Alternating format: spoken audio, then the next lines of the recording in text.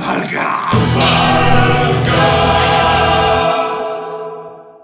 Hi, I'm going to run you through how you play Vàlka Lonequest.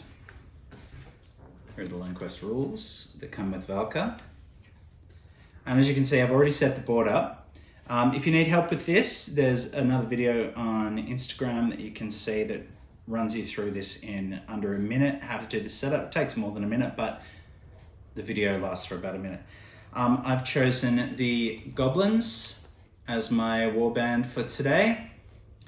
As you can see, there are my 5 cards that I will be using. Some stronger than others. I'm just going to do a quick shuffle on those.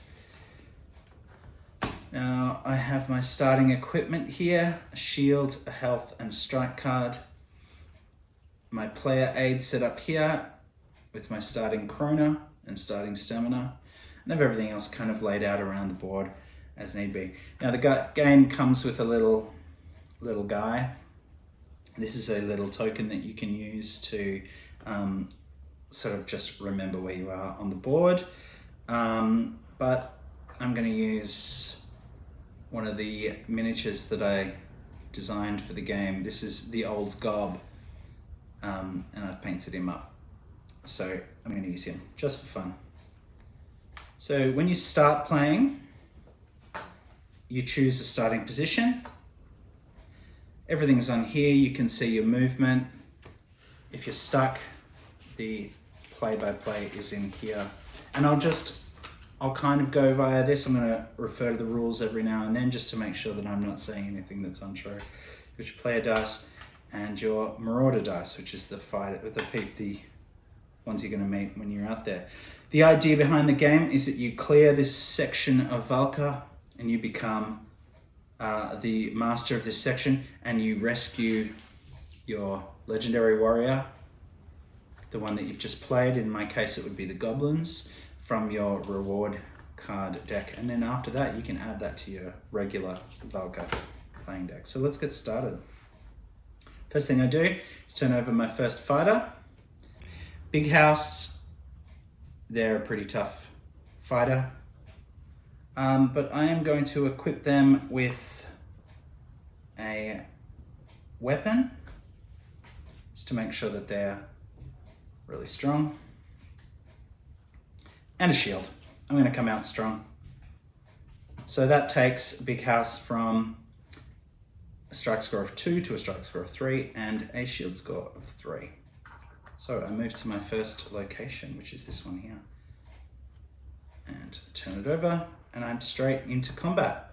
Now to determine who goes first, you check your stamina.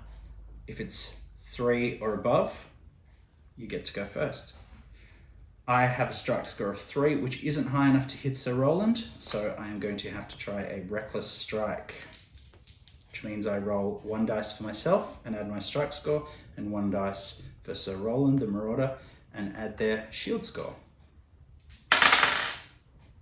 I rolled a 5, plus 3 is 8, beats their 6, so Sir Roland takes some damage. It's now Sir Roland's turn. Sir Roland can't hit me, and they don't roll.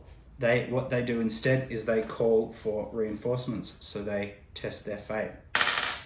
They rolled a 9, which means they didn't succeed. They don't get to call anyone else. It's now my turn again, and I am going to once more roll a reckless attack. Again, I have succeeded, and Sir Roland, having 2, is dead. I turn over the next card to see what happens. It is a quest card. Fellpass Market. The mountain town of Fellpass is cold and unfriendly, but their market is adequate to your needs. You have access to the following supplies. I am going to check the market list here and see what I can buy. I think I'm going to buy a reinforce retreat card. I've already made a little bit of money here. In fact, I should have added that on.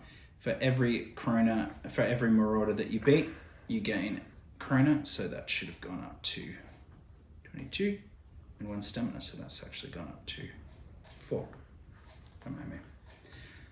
And therefore I can buy a recruit card, a reinforce card, and just have to find it. There it is, reinforce. I have a reinforce card now. That costs me 10 krona, so I go from 20 back to 12. That goes in my little stack of gear here. Potion costs 8. Yeah, I'm gonna buy a potion as well. Why not? Why not go out strong? Potion costs me, sorry, potion costs me 8. So that takes my krona down to 4.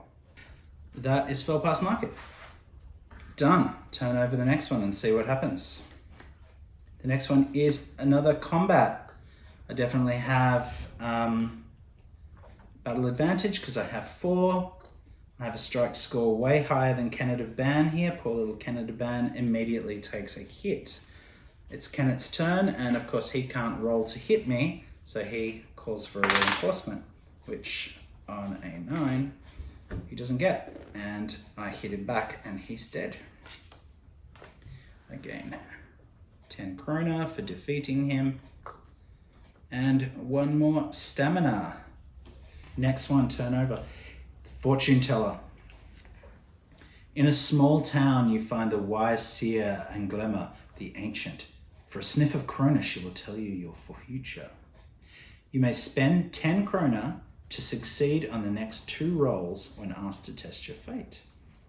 If you played goblins in the last round, she will not agree to see you. She will refuse to see you. So I can't do that because I played goblins. Last one, Bongo. Bongo, I can just kill outright. He is no match for me. I kill him straight away without any contest. And that section of the map is complete. 1 section finished. Now for a little bit of cleanup before we move on and travel. So I have finished that section. Now I need to check whether any of my equipment is damaged from all of those combats. So for each of these 2 cards that I used, each of these 2 bits of equipment, I test fate. For the shield, 5, the shield broke during that combat. My stone axe, I lost my stone axe as well. I should have bought some weapons while I was in town. Oh well. So I lost all of my equipment during that section, but that's okay. I'm now going to travel to here. It cost me 2 stamina to travel, and I'm now here. Big house goes onto the bottom of the deck, and I turn over my next fighter, who is Mickey Blood. Now Mickey is not a very tough fighter, so I am definitely giving Mickey a little bit more health because they are going to struggle. I would summon another fighter, but I only have 3 stamina and I have a reinforced card. So if I need it, I can use that during combat and summon one without having to spend any money. I also have a potion to heal them if they get hurt, so I am going to leave it as is. Let's see what happens. Turn over the first card. Straight into combat against Snapping Weed. Once more, I have battle advantage and I can hit. No, I can't hit Snapping Weed because a 1 doesn't outright beat a 1. I have to roll to see. And it's equal. Equal goes to me, and therefore Snapping Weed takes a hit. Now Snapping Weed can't hit me outright either because a 1 doesn't beat a 2. So they need to roll to see if they get anyone. They rolled a 3, they didn't. And it's back to me. Now, I actually am going to use my reinforced card. Even though this combat doesn't seem like it's very dangerous at the moment for Mickey, if I can reinforce Mickey, I can add scores together. Oof. Little Tom, not much use, but better than nothing. Now with a combined strike score of 2, I can hit Snapping Tom without having to use a reckless strike. That's called a team strike. 2 beats 1.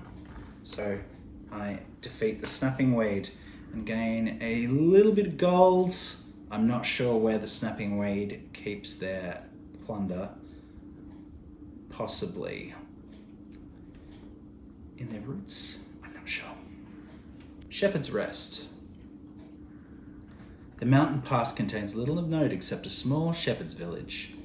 If you played Barbarians or Tree Beasts last round, you may spend a few quiet hours of contemplation amongst the simple folk and receive a boon of 2 stamina.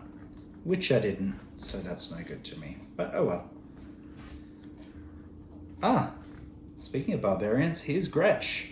I still have combat superiority, and I beat Gretsch without even breaking a sweat. And good for me, I am now getting a little bit ahead on my Krona and stamina, which is good, because you need it if you start fighting tough guys. Mungo. Once more, I can hit them, but what I'm going to do, just for funsies, I am going to roll 2 reckless strikes. Instead of adding them together and giving Mungo a chance, I'm going to try reckless strikes and see what I can do. So Mickey Blood first up. Mickey Blood succeeds with a 9, plus 1 is 10, against 2 plus 1 for Mungo. So Mungo takes a hit, and then Little Tom is going to do the same thing, which would be a bummer if Little Tom misses, because they will be killed outright, which thankfully they didn't. And Little Tom also manages to kill Mungo, so I gain a little bit more. I'm tearing through this section. Here's a good one. A matter of honor. Your scouts tell you that a small bridge spanning the river is guarded by a single warrior who, in exchange for passage, demands ritual combat from the greatest of your war band. Afterwards, whatever the outcome, your band may cross. If you choose, roll the dice first for the warrior and next for your champion. Oof! I win and they give up their sword. I get a sword of some sort. I'm going to choose the Rock Picker strike buff. So I now add that to my equipment list. And that's it for that section. Mickey didn't lose anything on that section. I'm making this look easy. This is the easiest I've played this game. Mickey didn't lose anything, but I still have to roll to see whether I lost, and I did lose that health buff. That health buff gets thrown back into the equipment list. So that's basically it. You move from section to section. When I go to move next, I'll spend stamina. I'll move to the next section. And you play through the whole deck. When you get to the very, very end, if you succeed, you get to choose your champion out of here. So I'll show you what they look like. These are a legendary warrior card, which you can then add to the rest of your deck. We'll be choosing the Goblin because we were playing the Goblin, and it is Knack Rack, a very vicious fighter. These legendary warrior cards do double damage when they succeed, and you would add that into your deck and play it in normal games of Vàlka. That's basically it. I had a pretty easy run then. I know other people have played this online and gotten decimated. I was finding that very, very easy just then, but it is the luck of the draw. There's always the chance that I could run into a champion like Eustace when I had someone small like Little Tom up, and they might decimate me. Or I could run into some sections like fell passing, where I get zapped by a wizard's strike, lightning, and I lose a bunch of stamina. So I had it easy for those 2 rounds, but it can be a lot more difficult. That's Lonequest. I hope you kind of got an idea of how to play. It's not always that easy. It's not always super hard either. It's just quite fun to go through and clear the map and become a champion. And every time you do, you get a reward. I hope you enjoyed it. Thanks for watching, guys.